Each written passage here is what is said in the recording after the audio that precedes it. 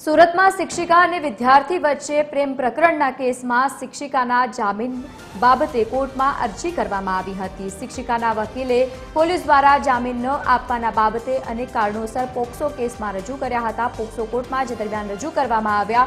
POCSO કોર્ટમાં બંને પક્ષોએ દલીલો પૂરી કરી હતી। કોર્ટ દ્વારા વધુ સુનાવણી સોમવારે હવે હાથ ધરવામાં આવશે।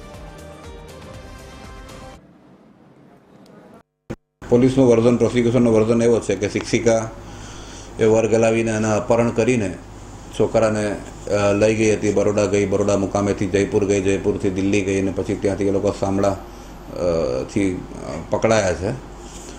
અને ગર્ભપાત બાબતની વાત એવી છે કે ગર્ભપાત પોલીસનો વર્ઝન એવો હતો કે ગર્ભપાત 20 વીકની પ્રેગ્નન્સી આમાં શિક્ષિકાને રહી ગઈ હતી અને 20 વીકની પ્રેગ્નન્સી હોય તો મેડિકલ ટર્મિનેશન ઓફ પ્રેગ્નન્સી એક્ટનું એવું કેવું છે કે તમે 20 વીકની પ્રેગ્નન્સી હોય તો તમે ટર્મિનેશન ના કરી શકાય અનલેસ એન્ડ અન્ટિલ તમને જ્યારે મહિલાની જાનને જોખમ હોય તો જ આ ટર્મિનેશન કરી શકાય। તો નામદાર કોર્ટે અમારી રજૂઆતો અમને માન્ય અને ગ્રાહ્ય રાખી અમને મંજૂરી આપી છે।